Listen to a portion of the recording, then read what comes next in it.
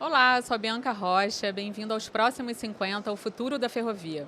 Esse é o videocast da Placer do Brasil, em parceria com a Placer Teurer, Grupo Robel e Comexport. Nunca se falou tanto em inovação como agora. No setor ferroviário, tecnologia já não é mais promessa, é realidade em transformação constante. Da inteligência artificial ao Big Data, da manutenção preditiva ao monitoramento em tempo real da via, a gente percebe que o futuro já chegou aos trilhos. E nesse episódio, vamos conversar com quem está vivendo essa revolução. Reunimos aqui Bruno Moraes, Danilo Vieira e Lilian Rabelo. Bruno é gerente executivo de PCM, engenharia, confiabilidade e qualidade da Rumo. Começou sua carreira na ferrovia em 1998, como técnico de via permanente da Vale. Depois foi para a MRS, também para atuar na via. Na Rumo já passou pelas operações Norte e Sul e pela liderança de projetos de tecnologia. Danilo é gerente da área de engenharia avançada da manutenção da MRS. Entrou na empresa como trainee há 14 anos e lá se especializou em ferrovia, com foco em decisões estratégicas de manutenção. Lilian é gerente de máquinas de via e estaleiro de soldas da VLI. É formada em engenharia voltada para robótica, mecatrônica e controle de automação. Entrou como trainee há 8 anos na companhia. Passou pelas áreas de engenharia da manutenção e agora está na operação e manutenção de equipamentos de via de grande porte. Sejam muito bem-vindos, Lilian, Bruno e Danilo. Bianca, Lilian, Danilo, é um prazer estar com vocês aqui nesse bate-papo hoje falando de inovação e tecnologia. Legal. Obrigado pelo convite. É um prazer estar aqui, prazer revê-los. Minha atuação aí com dados e monitoramento acho que vai ser bacana para a conversa de hoje. Legal, obrigada. Muito obrigada pelo convite, Bianca. É um prazer estar aqui com vocês nesse bate-papo de um assunto tão importante que é tecnologia e inovação. Legal, obrigada, gente, pela presença de vocês. Eu acho que vai ser bem legal. E eu quero começar perguntando para o Bruno, né, que está há quase 30 anos na ferrovia, já passou por 3 grandes ferrovias, né, na sua história, na sua experiência aí profissional. E assim, nos últimos anos a gente viu uma evolução tecnológica nunca antes vista, né, na história. E aí eu quero saber como que isso aconteceu na via permanente, já que você pegou, né, o modelo analógico foi indo para o digital. Como é que foi essa evolução? Vamos lá. De fato, aconteceu uma transformação digital desde a minha entrada na ferrovia, onde eu entrei e a minha geração ela iniciou no analógico. E aí, dentro dessa jornada, eu pude presenciar a entrada da digitalização, daquelas planilhas de Excel, da mudança do formato de inspeções de manutenção, de via, onde normalmente era manual, as inspeções a pé, com várias planilhas, preenchimentos manuais e medições físicas no campo ao longo do trecho. E a gente rapidamente conseguiu trazer e conectar, né, diversos implementos, diversos dispositivos ao longo da manutenção para facilitar a execução dessa manutenção ao longo desses anos. A gente iniciou com a entrada de medições de vagões autônomos ao longo da via, jogando todas essas informações para a nuvem e depois sendo trabalhada atualmente com inteligência artificial e softwares de predição.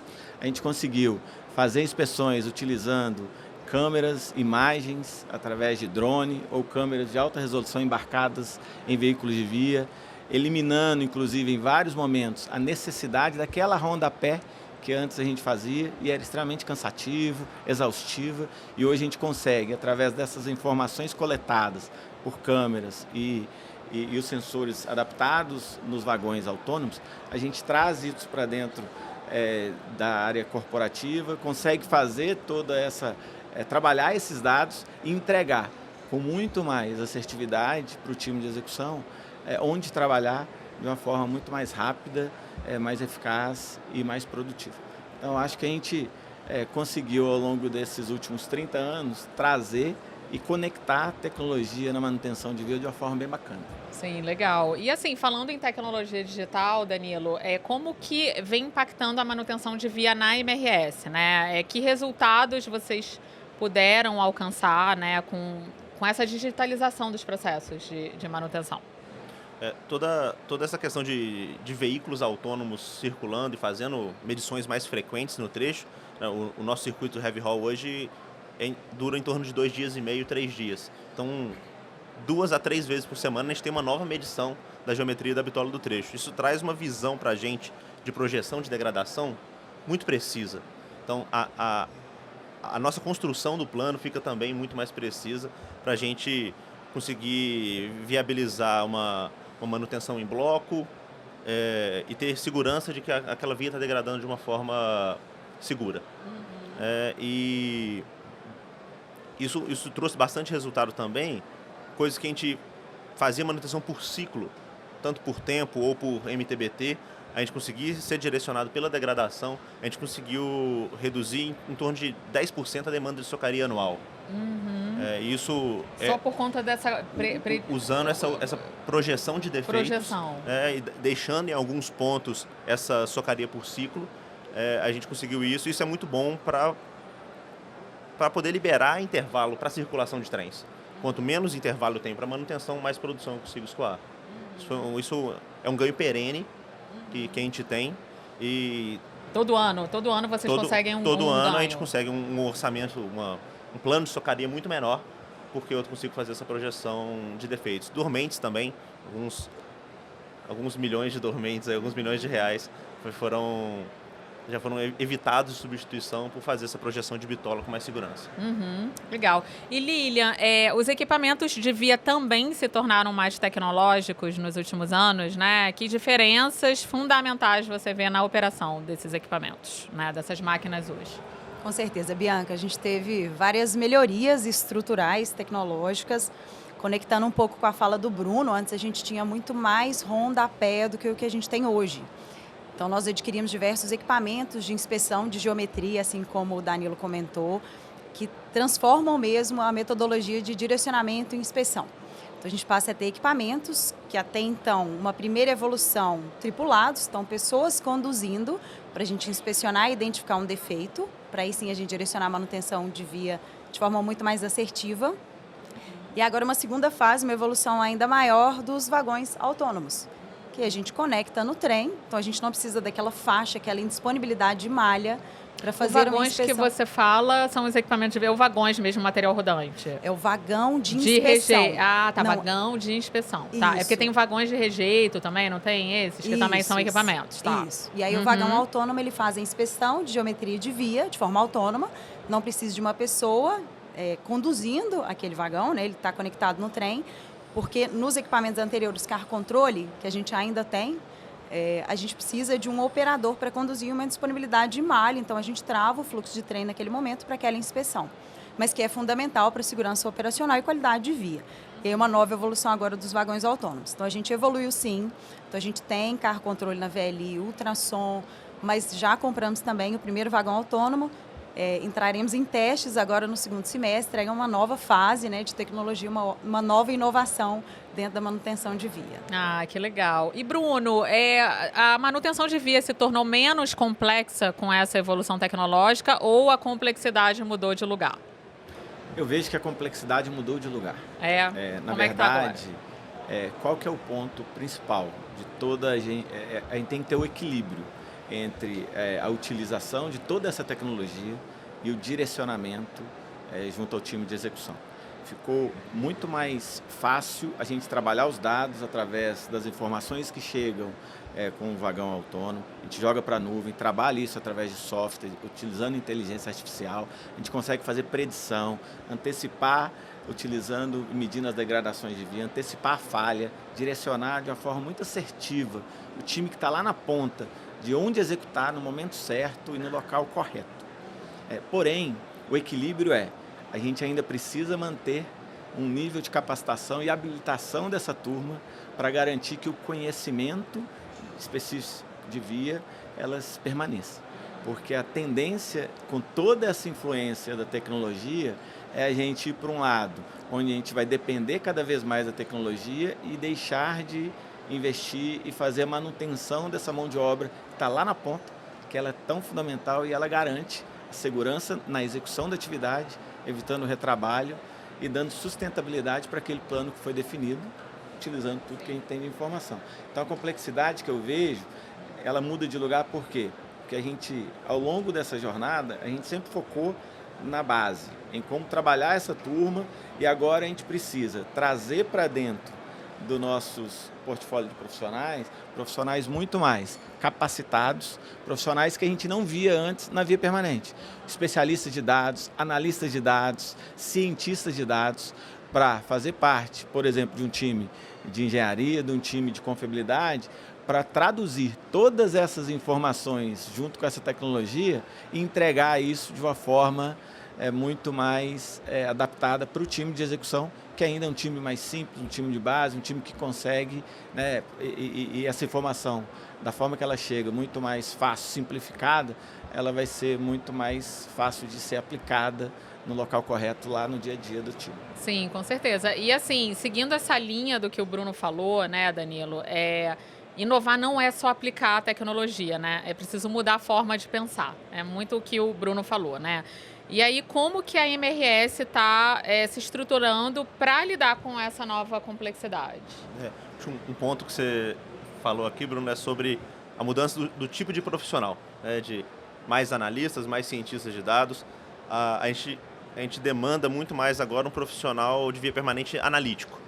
A gente tem que migrar daquela característica mais prática e mais visual e talvez até sentimento e histórica, de sempre foi assim, para ser direcionado por dados. E a gente às vezes fala que está sendo direcionado por dados, mas a gente só quer chamar aquele cara lá, o cientista de dados, para trazer uma informação para embasar um diagnóstico que eu já dei. Isso não é ser orientado a dados, né? Então a gente realmente tem que acreditar naquelas tendências e olhar para o trecho e falar assim, mas aqui tá bom ainda, o trecho tá bom. Não, mas ele vai estar ruim daqui a 2 meses, a gente precisa atuar agora. Então essa mudança que a gente tem trabalhado, e aí a democratização da informação, levar para a turma que continua dando manutenção em campo da forma mais simples e mais acessível possível, que não seja complexa, não tenha acesso difícil, não tenha muitos gráficos, sejam coisas mais objetivas. É um trabalho que a gente tem feito e também unir gerações. A gente tem um conflito de gerações aí, de pessoas mais práticas e pessoas mais ansiosas, né? Os nossos recém-chegados programadores, mas a gente vê casos de sucesso que é até bonito de ver. Você tem aquele especialistaço com 40 anos de casa, seus cabelos brancos, e senta do lado de um analista que chegou tem 1 ano, e eles conversam, eles se entendem, eles aprendem eles junto. Se complementam, então, né? Quando eles aprendem junto e isso gera... Um valida o trabalho do outro, o outro valida do um, e isso é bonito de ver, sabe? Ah, que legal. Sempre muito bacana. Não, o comentário, quando você trouxe, eu acho que, Danilo, de forma muito assertiva, essa conexão de gerações, eu acho que esse é o que a gente precisa trabalhar daqui para frente. Como que a gente faz o handover desse conhecimento? Porque a velocidade das pessoas que estão chegando hoje e tem facilidade com o conhecimento é diferente da geração que está se aposentando agora, que é uma geração mais sênior. Então, esse handover de conhecimento é importante porque tem muita informação que está lá com essa turma que está saindo agora, que precisa ser repassada, e se a gente não aproveitar essa geração, o tempo que ainda resta para fazer essa capacitação, fazer essa passagem de conhecimento de uma forma, né, que complementa para esse time que vai fazer a utilização dos dados, eu acho que a gente corre um grande risco de, ali na frente, a gente perder essa conexão. Então, é por isso que é tão importante a gente não deixar de fazer esse handover, para que a gente possa, de fato, aproveitar todo o conhecimento analítico com essa nuvem de dados, através da inteligência artificial, software, mas sem perder o pé no chão. O sentimento de dono, da execução de manutenção, que está lá na ponta. Isso é fundamental. Isso que eu quero falar com a Lilian também, né? Que a VLI é uma empresa que se mostra muito incentivadora da inovação e do empreendedorismo, né? Dentro da companhia. De buscar, questionar, experimentar algo novo, né? E aí, como que isso tem sido levado para o segmento de manutenção de via? Com certeza, Bianca, assim, é uma fortaleza nossa. A VLI tem 2 grandes programas para inovação. Depois eu vou falar focado na manutenção de via. A gente tem melhoria contínua, então é uma fortaleza nossa. Em alguns anos nós já tivemos grandes projetos ganhando na União Brasileira de Qualidade, que é o UBQ. Então vão os melhores projetos de várias empresas e em alguns anos a VLI foi premiada lá. E a gente tem esse incentivo no dia a dia para a nossa equipe, para realmente buscar a melhoria contínua em todos os processos. E a gente tem também agora o Inova VLI, que é um programa de empreendedorismo dentro da empresa para motivar mesmo as pessoas a buscarem inovações ainda mais tecnológicas. Então, inclusive, nesse momento, nessa semana, nós estamos finalizando as inscrições do Inova VLI de 2025 para a gente começar um novo programa. Então, todo ano a gente tem, então agora o Inova 2025. E aí, como que isso tem levado no segmento de manutenção de via? Como é que impacta? Conectando com o segmento de manutenção de via, a gente já teve vários projetos nos últimos anos focados para manutenção de via, tanto em melhoria contínua quanto no Inova VLI. E falando de equipamentos, comentei mais cedo do vagão autônomo, citando mais um. Porque antes a gente tinha uma manutenção muito mais sensitiva, muito mais no olhar da pessoa que estava ali para direcionar o que precisa de componente, o que não. E agora, nesse ano, a gente está implantando o primeiro do Brasil, que é um equipamento de inspeção de componentes de via permanente por imagem 3D. Então, está sendo inovador mesmo, é o primeiro. A gente já fez alguns benchmarkings com outras ferrovias para apresentar. Já começamos a rodar esse ano, então estamos em um momento de ramp-up para justamente ter uma padronização maior na inspeção, para a gente identificar qual dormente está bom, qual não, qual já precisa trocar, se tem lá suficiente, se não tem, e não mais no olhar de quem está ali em campo, direcionando com equipamentos. Então, muito mais padronizado, menos sensitivo, mais objetivo. Então, a gente aumenta a assertividade, direciona melhor, reduz custos, como o Danilo sinalizou, porque a gente tem um direcionamento muito maior. Ah, que legal. E Danilo, a MRS está com diversas obras, né, por conta da renovação do contrato. E aí eu queria saber como é que é conciliar essas obras com a operação de transporte e a manutenção de via, né? Se trouxe uma demanda maior por novas tecnologias também para conciliar e otimizar todos esses processos. Sim. São muitos projetos, muitas obras e há um esforço coletivo na MRS de garantir o nosso orçamento total que seja saudável financeiramente para a empresa, mas que a gente ainda consiga manter a sustentabilidade de todo o negócio. Então, todas as áreas focam em otimização para garantir o orçamento total. Isso está sendo bacana, esse esforço coletivo. E grandes obras, elas precisam de enormes intervalos de manutenção. E acaba sobrando menos intervalos. Às vezes a gente até aproveita sombras desses intervalos para dar manutenção de via, mas em outros trechos faltam intervalos. Então a gente tem que trabalhar realmente com otimização do que precisa naquele momento, sem deixar o trecho desguarnecido. E o processo tem que ser mais rápido também. Tem que ser mais rápido e também usar formas de otimizar ou buscar intervalos onde não foram inicialmente concedidos. Por conta de alguma variação no terminal de carga ou descarga, ou alguma manutenção de algum cliente, isso gera uma sombra de algumas horas. A manutenção tem que ficar ligada e correr atrás daquele intervalo, e qualquer faixa é uma oportunidade de dar manutenção.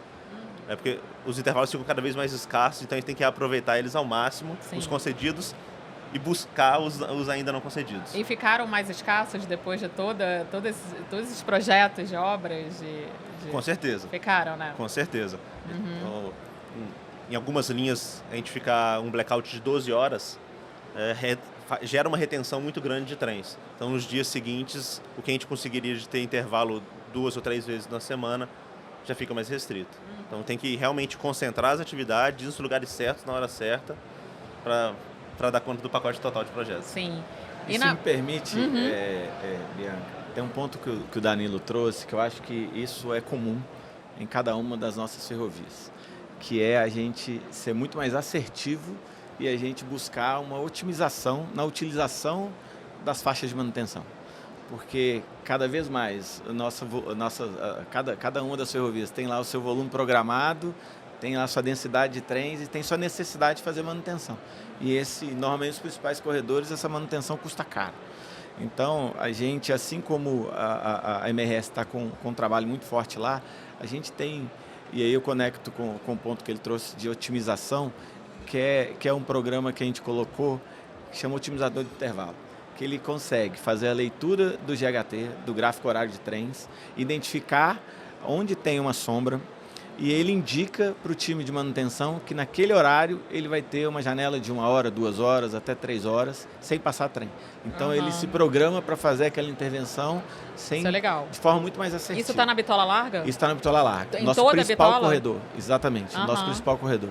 E aí essa é a fase 1. A fase 2 é como que a gente consegue olhar para isso e a gente forçar janelas de manutenção, garantindo que a gente tenha integração total do sistema, olhando lá na frente qual impacto aquela eventual parada vai gerar no terminal de descarga. Então a gente precisa cada vez mais hoje estar pensando no ciclo completo, entre a circulação de trens, ser assertivo no momento exato de entrar para fazer a manutenção, mas não impactar o nosso principal cliente, que é lá no porto, que é que vai fazer a descarga. Sim, e já aproveitando que você falou isso, né, de uma tecnologia que foi instalada na bitola larga, eu imagino que por carregar o maior volume de carga, a bitola larga seja um celeiro de novas tecnologias na via, né, da Rumo, assim. Que outras tecnologias você pode falar para a gente que existe ali na bitola larga ou que há a demanda para? Vamos lá. O otimizador é um dos. A gente tem também um dos projetos que chama Viabiliza. O Viabiliza nada mais é que ele nos auxilia com base na utilização das informações que estão na nuvem, na Big Data, com inteligência artificial e analytics avançado, a projetar as nossas principais falhas e a gente ser assertivo na predição e intervenção dessas anomalias sem gerar parada da circulação. Então você consegue trabalhar de forma preventiva. Então Viabiliza, o objetivo é você ser eficiente e assertivo, reduzindo o impacto operacional. Então esse projeto, ele trabalha muito com o otimizador de intervalo, porque um está olhando a degradação e aí ele entrega esse direcionamento para manutenção de onde trabalhar e quando trabalhar. O otimizador de intervalo verifica qual o melhor momento da manutenção entrar e fazer essa intervenção. E a gente tem outro programa, que eu acho que aqui ele também é super legal, que é o sistema que faz o monitoramento que a gente chama de Sistemp e o Cichuva. São sistemas que o Sistemp utiliza termômetros no trilho, onde ele verifica a variação de temperatura e ele antecipa, através de predição, aqueles locais que têm propensão a ter a falha de flambagem. Então ele antecipa a indicação de uma possível falha para o time de manutenção, colocando automaticamente restrições de velocidade através do supervisório e acionando a turma de manutenção para ir lá fazer uma inspeção. E isso está cada vez mais necessário com esse calor completamente enlouquecedor. Porque os nossos ciclos assim já não são mais aqueles ciclos, né, quadradinhos onde chovia ali de outubro a fevereiro, esquentava logo depois e fazia frio ali na época de julho, agosto, setembro. Hoje não, hoje as oscilações são muito maiores. E aí a gente implantou recentemente o Cichuva, que tem um sistema semelhante, mas ele utiliza pluviômetros. E esses pluviômetros, ao longo da malha, a gente faz o monitoramento, não só mede o volume de chuva, o volume acumulado, e a gente consegue projetar, com base histórica de falhas, onde e qual local a gente tem risco de algum escorregamento, alguma queda de barreira, e a gente também inclui, através do nosso supervisório, restrições automáticas e acionamentos do time de manutenção para fazer uma inspeção direcionada para aquela região que está tendo volume de chuva muito forte. Acho que nos últimos 2 anos, com a utilização de chuva, a gente reduziu 45%, mais ou menos, a nossa parada de trens causa anomalias de barreira e interrupções por eventos causados por excesso de chuva. Tá. Lilian, eu queria perguntar para você, a inteligência de dados, bem nessa linha do Bruno, né? A inteligência de dados trouxe uma nova lógica para a manutenção, né? A gente não precisa esperar ter uma falha para poder revisar, enfim. Falando muito de equipamentos de via, né? Em que estágio a VLI está nessa jornada preditiva? Só comentar rapidinho, Bianca, sobre a fala do Bruno, que eu achei muito bacana, porque nós temos também equipamentos similares, a gente tem sensores de temperatura para identificar temperaturas altas, a gente tem detectores de trilho quebrado, para justamente em temperaturas mais baixas, a gente identificar o trilho quebrado antes, antever uma ocorrência. E recentemente, né, pouco tempo atrás, a nossa equipe de eletroeletrônica desenvolveu o detector de queda de barreira. que é justamente para identificar quedas de barreira em períodos de muita chuva. Antes que elas aconteçam? Quando elas acontecem, mas antes do trem encontrar com elas. Entendi. E esse foi, inclusive, um dos prêmios dos destaques da NTT de 2024, que a VLI ganhou, foi do detector de queda de barreira. E que vocês fizeram internamente, tudo é desenvolvido internamente. Pela equipe de eletroeletrônica. Ai, que legal. Que está conectado com a via permanente também. Então, só esse disclaimer aqui que eu queria conectar com a fala do Bruno. Sobre a questão de antecipação, todos nós, né, estamos cada vez mais trabalhando para antecipar a falha. Deixar de trabalhar no corretivo, no reativo e passar a trabalhar no preditivo, que é a nossa grande intenção. Então, uma evolução muito grande com manutenção baseada em condição. Então, nós estamos nessa evolução na VLI, com os nossos car controles, com os nossos ultrassons, com os nossos equipamentos de inspeção como um todo. Vamos evoluir ainda mais agora com o equipamento de inspeção por imagem, que eu comentei mais cedo, que é o de imagem 3D, de qualidade de componentes de via, com um vagão autônomo também. Então, estamos evoluindo justamente para a gente conseguir antever uma falha. E hoje em dia, né, a gente tem vários dashboards, vários BIs para desenvolvimento, direcionamento da equipe de engenharia para a equipe de campo, para justamente a gente trabalhar de forma preditiva, reduzindo eventos de ocorrências ferroviárias, aumentando a segurança operacional.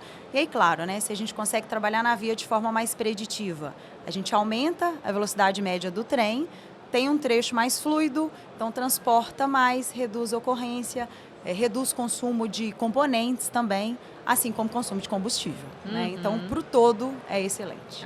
Que legal. E na MRS, Danilo, como é que está sendo essa jornada? Né? Como é que a MRS tem incentivado a manutenção preditiva das máquinas? Né, também ficou mais fácil com as tecnologias disponíveis hoje? Manutenção preditiva das máquinas de manutenção das de máquinas via. Também pode ser da manutenção de via. Sim, também, mas eu acho que das máquinas também é interessante falar, né? Sim, a manutenção de via, a preditiva está vindo bem dos veículos autônomos de diagnóstico, sim, com as projeções de defeito, e a gente buscar realmente trabalhar com o horizonte, encaixar isso no planejamento, reduzindo o impacto operacional. Além de também ultrassom e detecção de defeitos por imagem, né? A IA para imagem ela está evoluindo muito rápido. Muito rápido. Os especialistas que a gente tem que trabalhar com imagem, eles têm que ficar o tempo inteiro naquele aprendizagem contínuo mesmo, porque cada semana aparece uma ferramenta nova, uma biblioteca nova para tratar um determinado tipo de problema, e até bibliotecas de aplicação ferroviária já começam a aparecer com tirefone faltante, defeito de trilho, já começa a chegar do resto do mundo. E para máquinas de via, a manutenção preditiva também é muito importante, porque a indisponibilidade de uma socadora quando você tem 5 é muito pior do que a indisponibilidade de uma locomotiva quando você tem 300.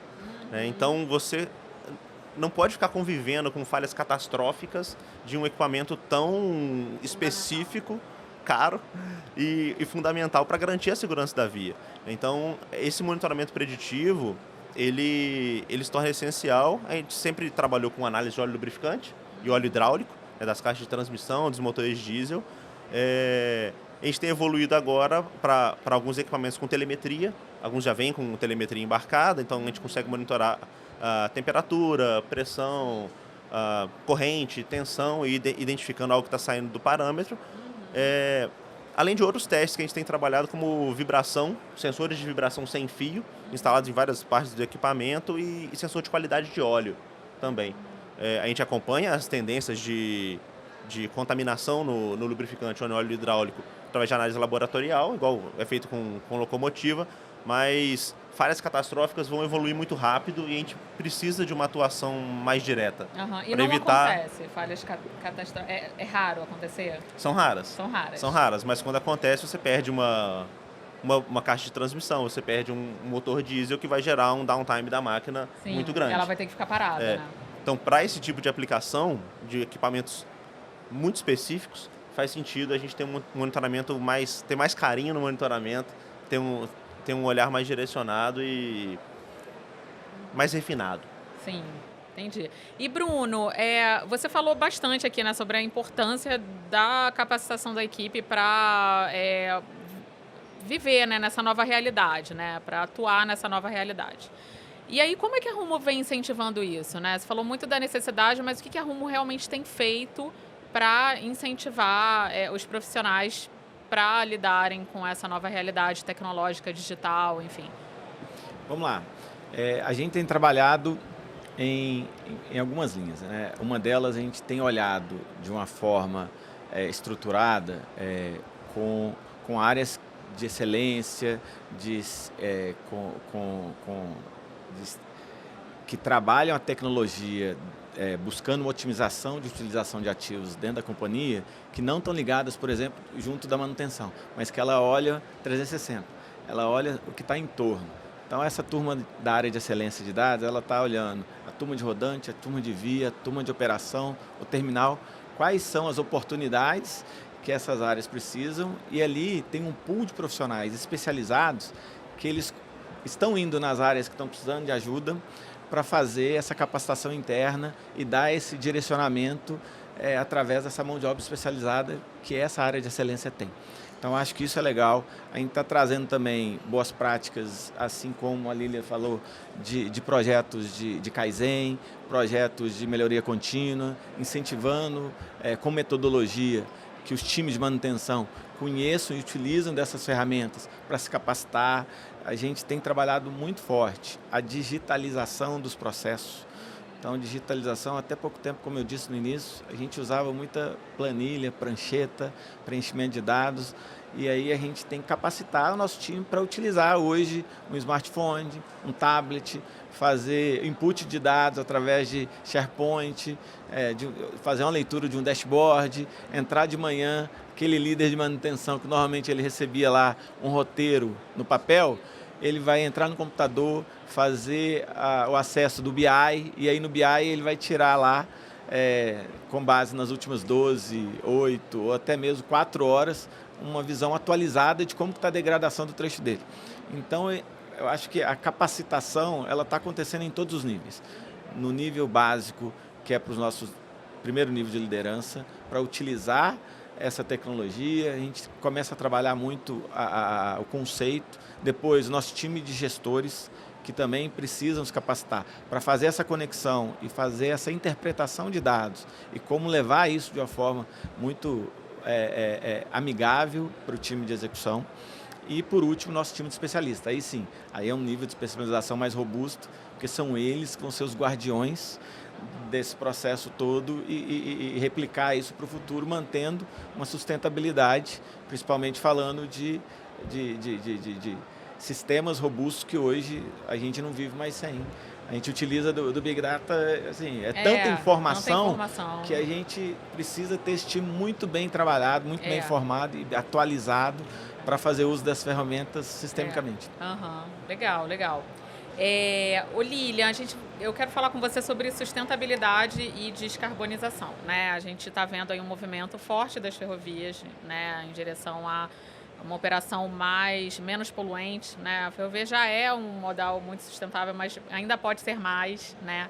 E aí eu queria saber como é que, se as tecnologias disponíveis hoje para equipamentos de manutenção de via, elas realmente podem realmente reduzir a emissão de poluentes. Se vocês acreditam nisso, se vocês estão trabalhando com isso?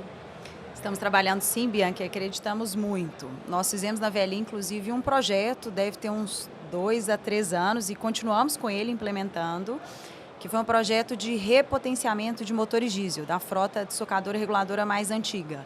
A gente chama de S4, são as 0716, né, que a gente ainda tem na VLI. Nós fizemos uma modernização, até com um foco, além de sustentabilidade, de confiabilidade, porque são equipamentos mais antigos, nós tínhamos dificuldade de intercambiabilidade, de intercâmbio de peças, garantia de fornecedores, justamente pela idade mesmo dos equipamentos. E aí, entendendo essa necessidade, a gente fez uma modernização da parte de diesel do equipamento e a gente conseguiu reduzir em cada equipamento desse mais ou menos 26% de redução de consumo de gás, consumo de diesel, né? Então, de redução de emissão de gás carbônico. Então, um projeto que foi um foco confiabilidade mais sustentabilidade. Na época, nós imaginamos, né, que a gente teria uma redução ali na casa de 15% de redução de emissão de gás carbônico e, acompanhando no detalhe, chegou na casa de 26%. Então, um projeto interno que a gente acabou puxando Mas, assim, né, um de vários. Com certeza a gente tem muita frente falando de manutenção de via. A manutenção de via em si, ela já propicia, né, já permite com que a gente tenha uma redução de gás carbônico, se a gente tiver uma redução de restrição de velocidade, um aumento da VMA, uma melhora ali no contato roda-trilho com esmerilhamento. Então, o todo a gente acaba tendo a redução de emissão de gás por carbônico. conta da operação, que fica mais sustentável. Isso aí. Além disso, os projetos focados nos equipamentos, exemplo desse que a gente puxou e continuou puxando. Nós ainda não fechamos toda a nossa frota, 07 e 16, mas estamos quase. A gente começamos, se não me engano, 22 ou 23, 24 esse ano, e aí a gente conclui 2026. A 0716 é o quê? A gente chama de ES4. São socadoras e reguladoras que a gente tem da Placer. São modelos que têm mais ou menos 40 anos. Então, é uma frota bem mais antiga nossa. Sim. A gente tem alguns modelos mais novos, mas a gente ainda continua com esses modelos mais antigos. E é uma dúvida minha, porque locomotiva, ela tem uma necessidade, né, de combustível alta ainda, né? Assim, os equipamentos de manutenção de via também? Bem menor do que a locomotiva. Mas a gente tem sim uma necessidade, claro que no momento de operação maior do que no momento de deslocamento. E aí a gente acaba acompanhando essa questão de equipamento ligado ou desligado por necessidade de manutenção de via, mas não se compara, né? Uma utilização de uma socadora reguladora esmerilhadora com uma locomotiva. O consumo na locomotiva ele é muito maior. E até a frota também, né, de locomotivas, ela é muito maior do que de EGPs, que são os equipamentos de grande porte. Sim. E na MRS, Danilo, como é que esse assunto da sustentabilidade tem sido tratado, né? Tem também um projeto de modernização das máquinas mais antigas para serem mais sustentáveis? Sim. Em termos de percentual de emissões, a frota de locomotivas corresponde a 98% das nossas emissões. O resto fica em máquina de via, automóveis e outras fontes. Então, tudo que a gente puder trabalhar para fazer o trem andar mais eficiente já é uma enorme vantagem. Trabalhando para garantir VMA, reduzir restrição em trechos de ganho de velocidade e até intervalos. Intervalos muito longos, são grandes retenções de trens que circulam todos um pertinho do outro, circulam de forma menos eficiente. Então, sempre que eu puder atuar menos na via e deixá-la mais própria para a VMA, melhor para a eficiência energética. Mas a gente também tem trabalhado com modernização de algumas socadoras, tem trazido resultado com motor novo, principalmente em confiabilidade, mas em emissões também a gente tem tido bastante sucesso. Legal. E na Rumo, Bruno? Eu vejo que esse é um tema super atual e necessário, porque quando a gente fala de eficiência energética, a gente na Rumo está trabalhando muito forte com o esmerilhamento, contato roda-trilho. Então, não só utilização do esmerilhamento, da lubrificação, isso garante com que a gente reduza e melhore o contato do trem no momento que ele está tracionando e reduz, na casa de 2 a 3%, o consumo de combustível. A gente melhora a eficiência energética quando a gente tem um melhor consumo, um melhor contato roda-trilho. Então, eu acho que isso é algo que a gente está praticando hoje já. Né? A gente entrou com o programa de esmerilhamento mais robusto em 2023. A gente já está no segundo ciclo e entramos no nível de qualidade hoje do nosso trilho, garantindo um nível de eficiência de esmerilhamento que a gente já está colhendo benefício lá na eficiência energética, através desse programa.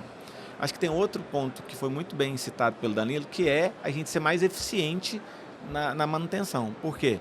Toda parada indevida, ele gera necessidade que o trem volte a tracionar, arrancar, e essa arrancada ele tem um consumo maior. Então, assim, a gente precisa de fato, e a gente vem trabalhando muito forte. Com a blocagem, a gente mudou o modelo de manutenção, trabalhando em bloco, reduzindo a dispersão das turmas, sendo mais assertivo onde trabalhar, trabalhando com menos boletins, mais intervalos, garantindo com que a fluidez da circulação aconteça.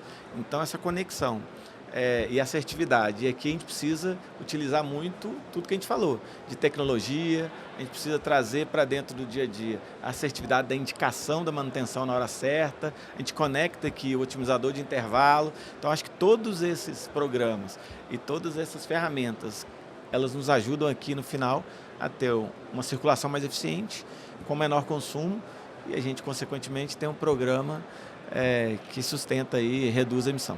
Legal. E na VLI, Lilian, há pretensão de comprar novos equipamentos? Como é que está isso? Assim, porque a gente vê aí também uma intenção da VLI de aumentar o volume de carga transportada, né? Principalmente ali no corredor norte da Ferrovia Norte-Sul. E aí a gente também tem uma renovação, né, que está sendo discutida, que também traz uma previsão aí de aumento do volume. Então, assim, o trabalho na manutenção também vai aumentar, né?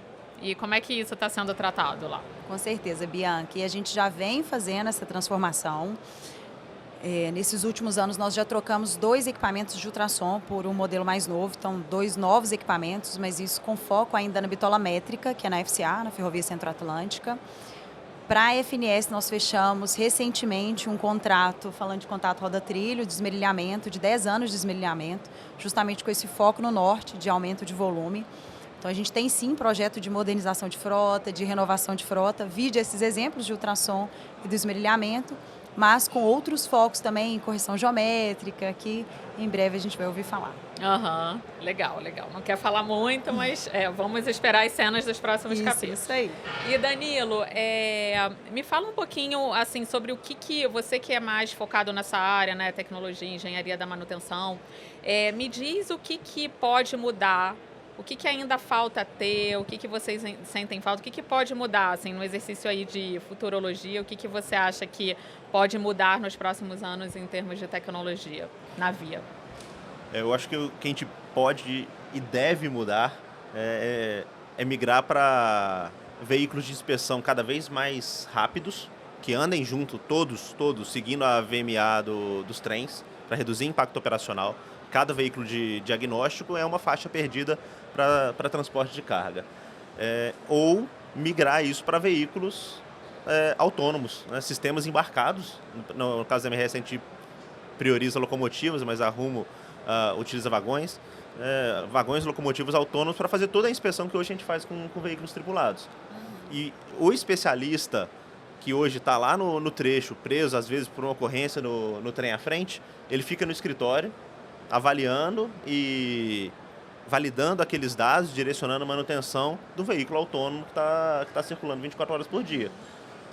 E num futuro, nem isso, esse especialista vai estar treinando inteligência artificial para poder validar e gerar alarmes imediatos, já comunicando com o centro de controle para inserir uma restrição ou uma interdição, se necessário, se for um caso mais grave. E a gente realmente conseguiu otimizar essa mão de obra super especializada que a gente tem na via, de forma mais nobre e em local mais agradável também, do que ficar no trecho no sol. Vocês têm uma área na MRS que trata dessas novas tecnologias que estão chegando e que mantém a equipe antenada com essas novas? Porque muda muito rápido, né? Você falou que a IA realmente está avançando muito e rápido. Sim. Hoje lá na engenharia de manutenção, a gente tem uma gerência específica de pesquisa e desenvolvimento para desenvolvimento de novos fornecedores e buscar novas tecnologias, mas cada outra gerência de área, como gerência de engenharia de malha, gerência de engenharia de material rodante, também está buscando com seus especialistas novas tecnologias ali dentro. E com benchmarkings, alguns novos veículos de diagnóstico, benchmarks dentro aqui do Brasil, como no exterior também.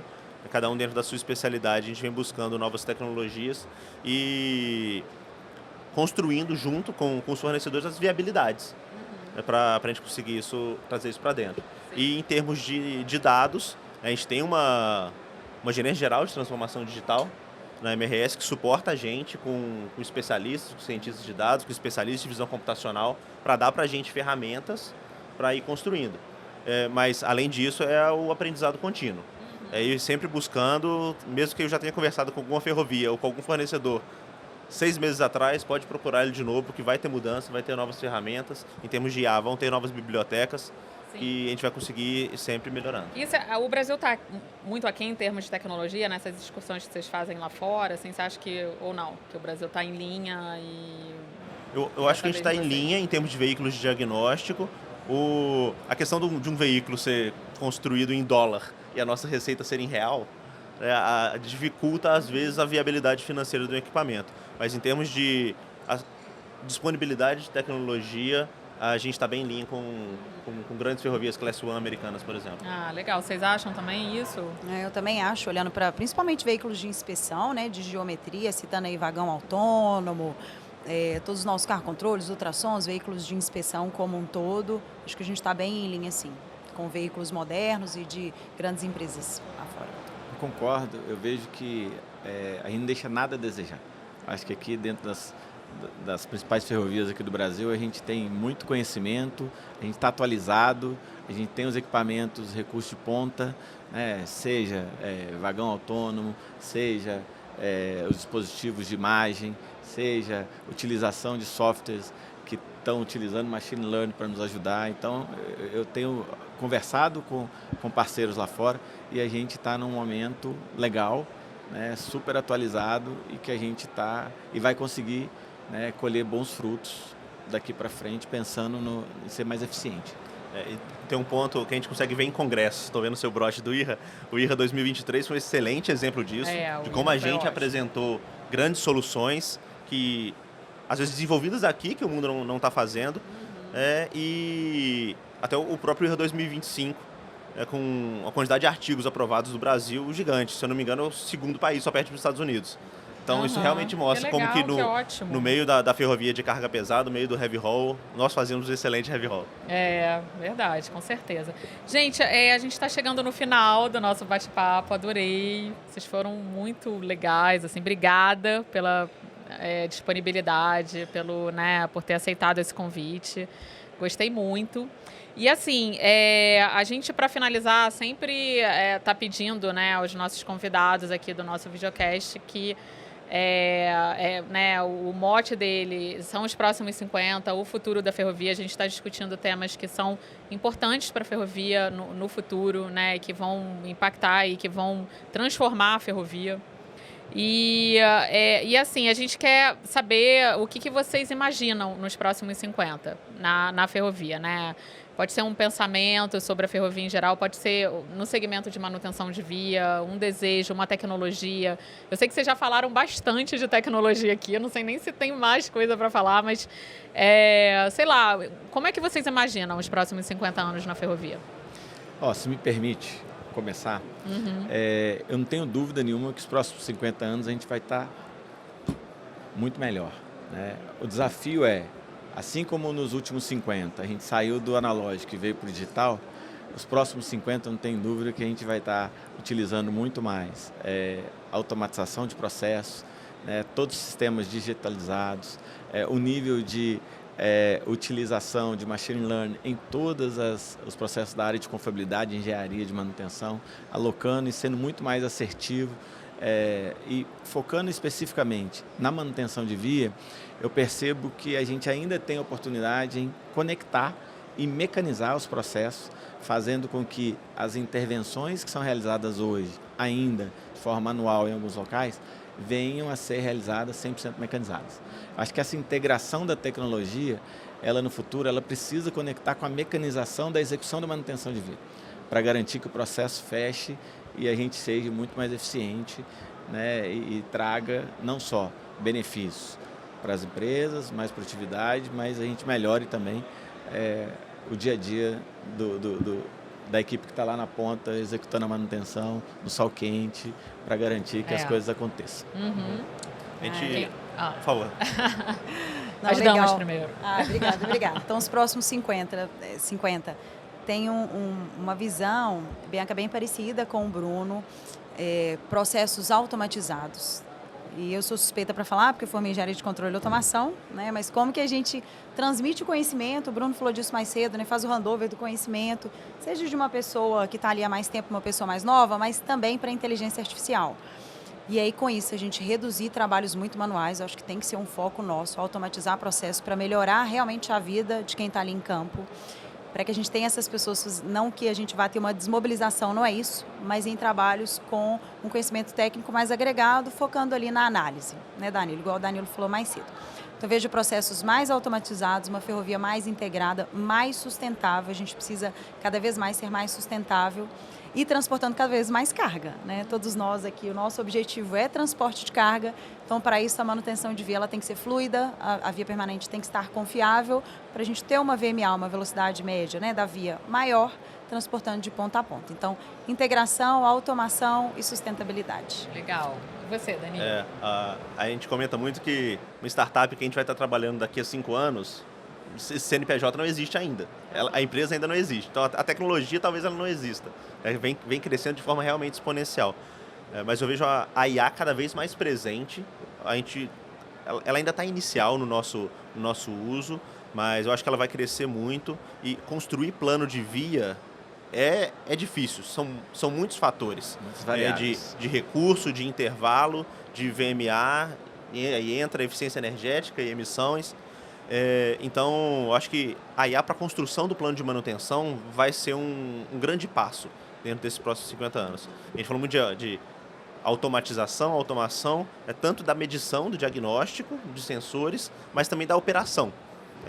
Da gente ter socadoras autônomas, esmerilhadoras autônomas, para circular mais rápido, para serem mais precisas, e o especialista está garantindo a qualidade do serviço, está treinando uma IA, está trabalhando no processo, na melhoria do processo e não na execução dele. Legal. Beleza, gente. Obrigada. Foi ótimo mesmo. Falando aqui de novo. Obrigada mesmo. Então, a gente vai finalizar. Eu que agradeço. Tchau, tchau. Obrigada, Bianca. Tchau, tchau. pessoal.